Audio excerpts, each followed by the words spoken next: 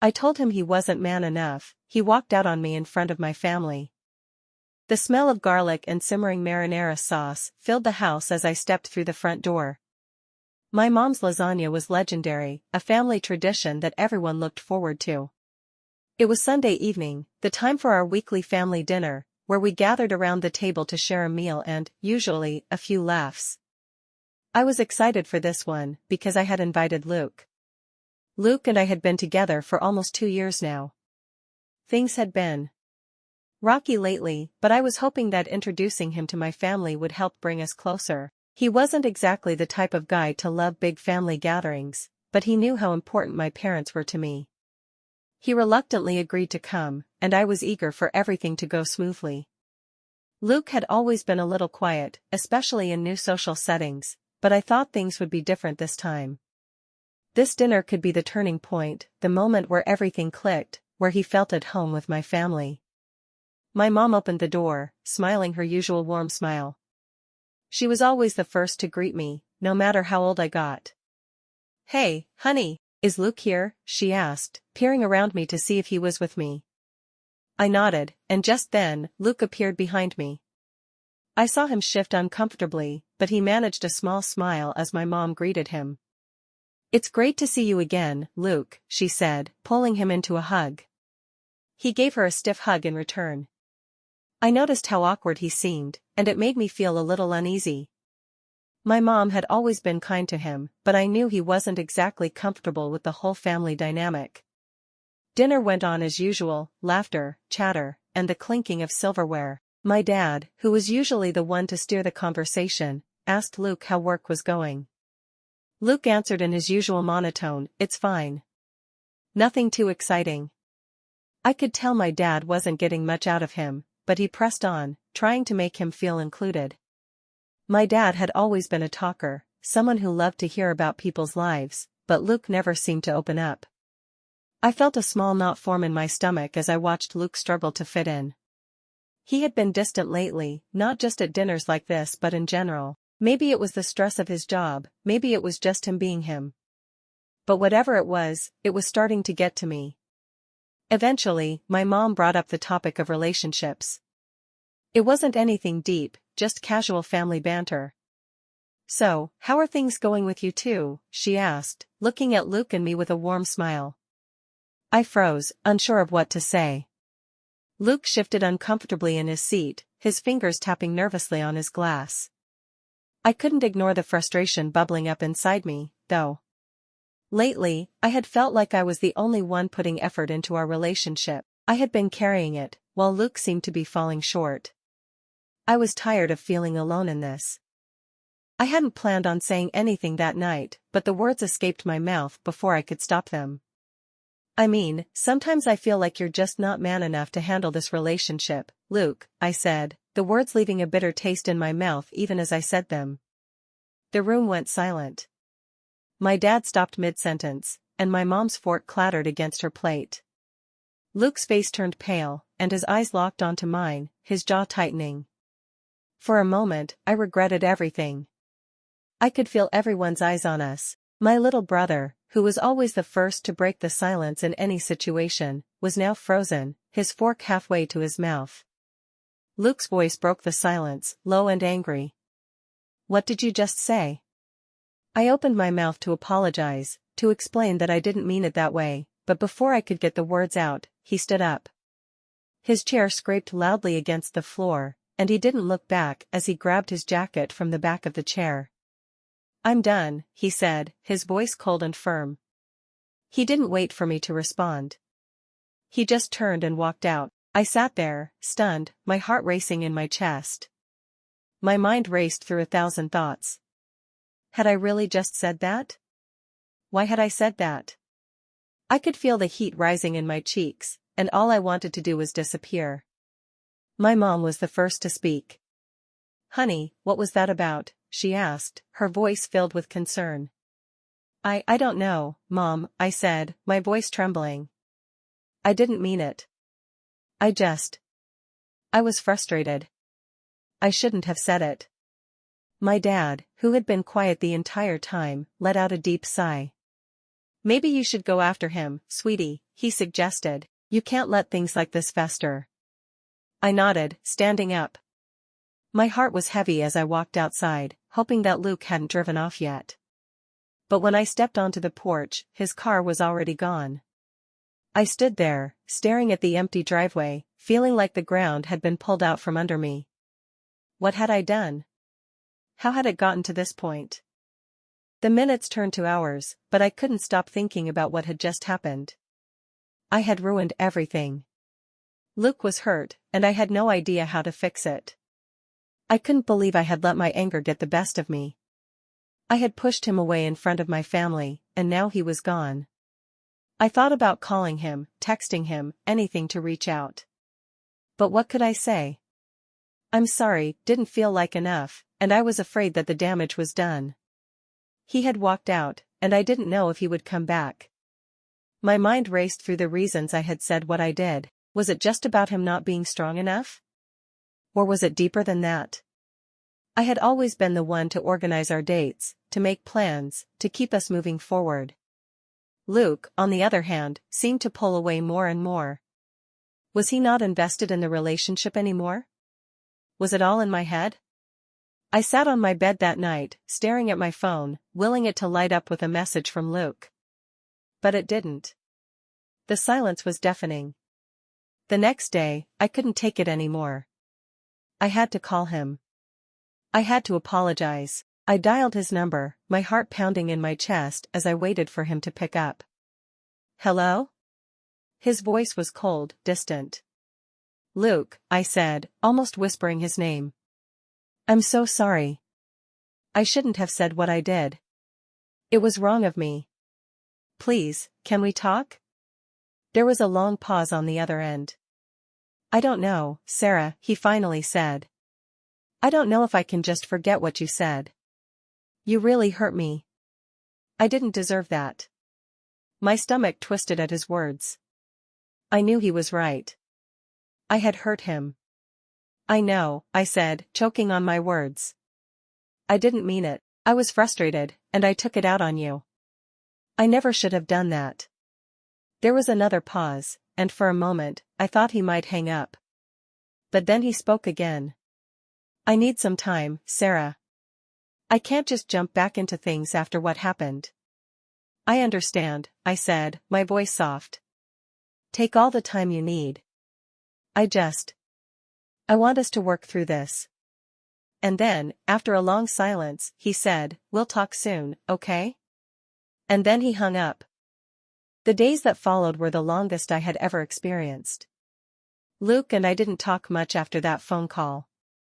He sent me a few texts, mostly short and neutral, saying things like I'm fine or I need some space. It wasn't the kind of communication I was used to. Normally, Luke would text me back immediately, always there with kind words or jokes to lighten the mood. But now? Silence. Coldness. I spent my evenings staring at my phone, hoping for a text from him, but nothing ever came. It was like he had pulled himself out of my life completely. I tried to focus on other things, work, my family, hanging out with friends, but my mind kept drifting back to Luke. I couldn't help it. I thought about what had happened at dinner over and over again. Why had I said those words? What was I expecting from him? Was it really his fault, or was I just lashing out because I was tired of feeling like I was the only one fighting for our relationship? The more I thought about it, the more I realized that maybe it wasn't entirely his fault. Maybe I had been too focused on everything that wasn't working, without stopping to appreciate what was, but it still hurt. The pain of knowing that I had hurt him, that he was out there, somewhere, dealing with my words, eating at him. I tried to distract myself by spending more time with my family, hoping that being around them would make me feel better. My mom tried to keep things light, always asking about Luke, but I could see the concern in her eyes. She knew something was wrong, but she didn't press me for details. Then, for days after the dinner, I got a message from him. It wasn't long. It didn't explain much. But it was a start. The message read, "Can we meet? I think we need to talk." I felt my heart skip a beat when I saw it. My fingers hovered over the screen for a few moments before I typed back, trying to sound calm despite the whirlwind of emotions inside me. Yes. When? Where? He responded almost immediately, tomorrow, 3 p.m., the park near your place? I didn't hesitate. I'll be there. I barely slept that night, my mind racing. What would he say? What would I say? I knew I owed him an apology, but I also needed to explain myself. I needed to make him understand that I hadn't meant what I said. I hadn't meant to push him away in front of everyone. The next afternoon, I found myself standing at the park, nervously tapping my foot on the ground. I checked my phone every few seconds, waiting for him to show up. When I finally saw him walking toward me, I felt a lump form in my throat. Luke looked different. He was still the same Luke I had known, but there was something about the way he walked, the way his eyes looked at me, like he wasn't sure if he wanted to be there. He stopped a few feet away, not coming closer. Hi, I said softly, trying to break the tension. He nodded but didn't speak right away. For a long time, we just stood there in silence. Finally, Luke spoke, his voice quiet but firm. You really hurt me, Sarah. I don't know if you understand how much. What you said. It wasn't just about what happened that night. It's been building up for a while. You've been putting all the pressure on me, expecting me to be something I'm not, and I don't know how to handle that. My stomach twisted as I listened to him. It wasn't just that one comment. It was everything. The frustration had been there for both of us, building slowly over time, and I had let it all spill out in the worst possible way. I'm sorry, I said, my voice breaking. I never meant to make you feel like that. I didn't see it, Luke. I didn't see how much pressure I was putting on you. I'd been so caught up in my own frustrations that I didn't even realize I was pushing you away. I'm sorry. He took a deep breath, running a hand through his hair. I don't know, Sarah. I need someone who can communicate with me, who can be patient, who understands that I'm not perfect. You've been hard on me. I felt like I couldn't do anything right in this relationship. His words hit me like a slap to the face. I had been hard on him. I had expected more from him than he was ready to give, and in doing so, I had pushed him further and further away. I know I've been hard on you, I said, my eyes filling with tears. I didn't mean to. I was frustrated, and I took it out on you in the worst way. I'm so sorry, Luke. Please don't think I don't appreciate you. I do. I just want us to be okay again. He was silent for a moment, looking away, as if unsure whether or not he should say anything. I don't know if things can go back to the way they were, Sarah, he said quietly. It's not just about that one comment. It's about how things have been for a while now. I don't know if I can just forgive you for everything all at once. My heart sank. I knew what he meant. It wasn't just the dinner, it was everything, the distance, the frustration, the times when I had felt like I was carrying everything on my own. I get that, I said softly, wiping away a tear.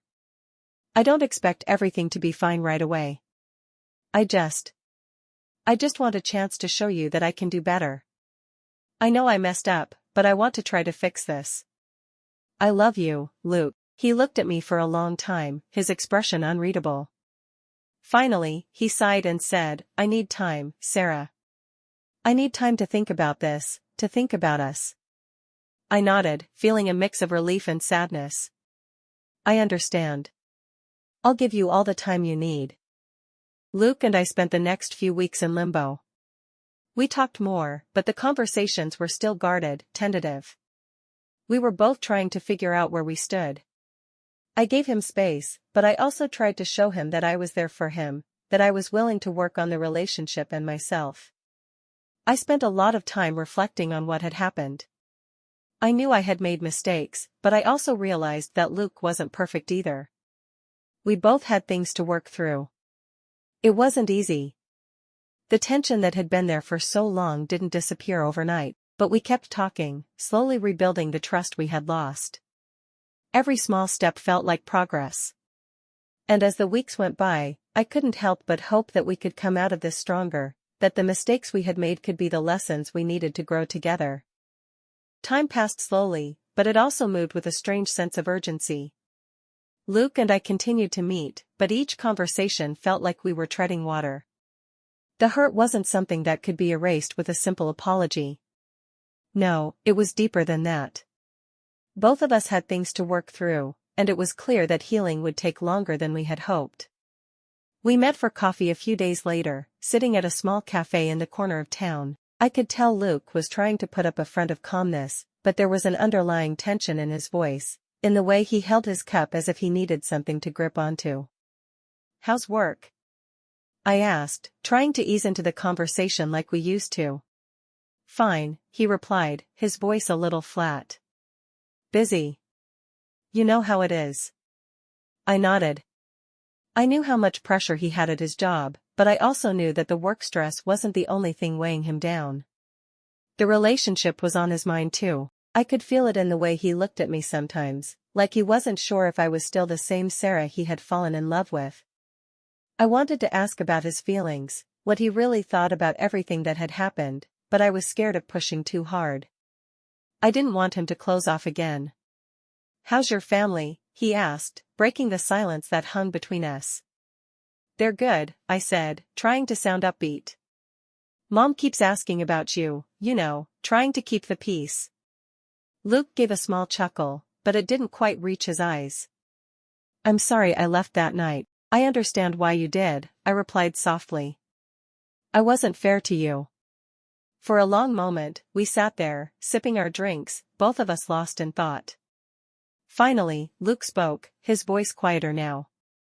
"I think I've been holding a lot of stuff in," he said. "I haven't been honest with you, not completely. I didn't want to hurt you, but the truth is, I've been struggling too. I felt like I was doing everything I could, but it never seemed like enough." I felt my heart drop. I knew he was hurting, but hearing him say it out loud made it all the more real.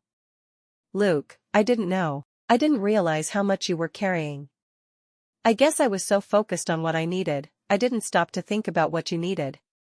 He nodded, his gaze intense. "Yeah, I felt like I couldn't meet your expectations. You're strong, Sarah, and I love that about you, but sometimes it felt like I was just falling short. And I didn't know how to fix that. I didn't know what you wanted from me anymore." His words hit me harder than I expected.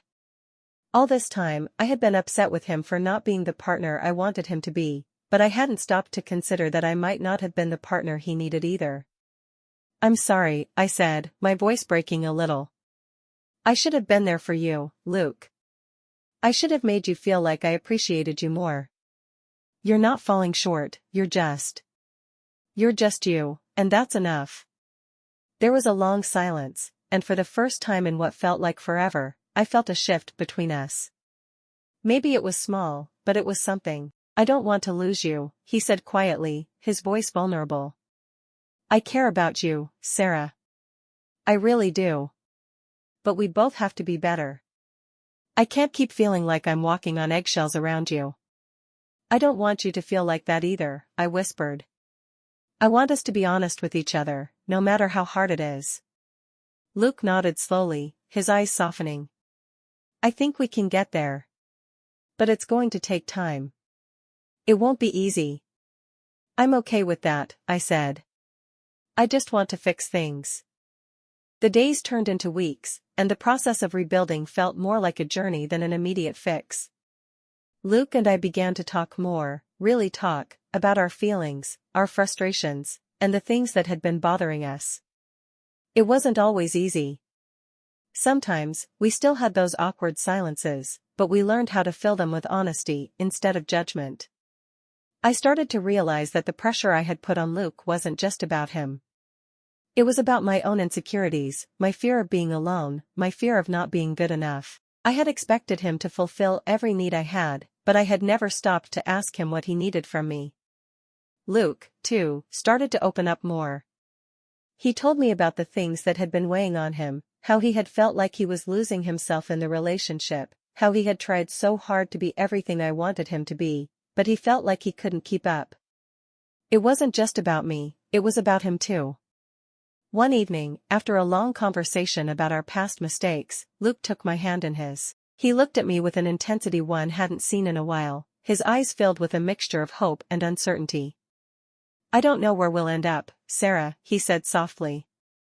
"But I think I want to try. I want to try to be the man you need me to be. I want to be better for you, and for us." Tears filled my eyes as I squeezed his hand. "I want that too, Luke. I want to be the woman you need, and I'll do everything I can to make sure I'm the partner you deserve." We didn't have all the answers, and we didn't know if we could fix everything overnight, but at that moment, we both understood that relationships weren't just about perfection, they were about growth. We had both made mistakes, but that didn't mean we couldn't change. It didn't mean we couldn't try again. Months passed, and though the road wasn't always smooth, Luke and I slowly rebuilt what we had lost. We learned to communicate better, to be more honest with each other, and to appreciate each other for who we were, flaws and all. One Saturday afternoon, as we sat on the couch in my apartment, I realized that the tension between us had finally melted away. We were no longer walking on eggshells.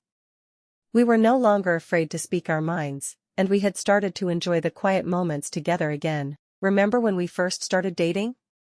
Luke asked, a smile playing at the corner of his lips. I nodded, feeling warmth spread through me. "Yeah, I remember. It felt so easy back then." Luke's smile faded slightly, but there was a glimmer of something deeper in his eyes. "It wasn't easy for me," he said quietly. "I always felt like I was trying to live up to some expectation. I don't want that anymore. I just want us to be real, to be ourselves." "I feel the same," I replied, my heart swelling with love for him. "I don't want to pretend anymore. I just want to be with you, good days, bad days, everything in between." Luke leaned forward and kissed me gently on the lips, the kiss filled with everything we had been through, hurt, healing, and hope for the future. "We'll make it, Sarah," he whispered. "We'll make it because we're in this together."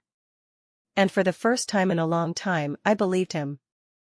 Luke and I never stopped working on our relationship. We learned to love each other more deeply, more fully, with all the imperfections and struggles that come with being human. It wasn't always easy, but it was real. We didn't need to be perfect for each other. We just needed to try, to keep fighting for each other every day. And every day, I knew that we were stronger than we had been before,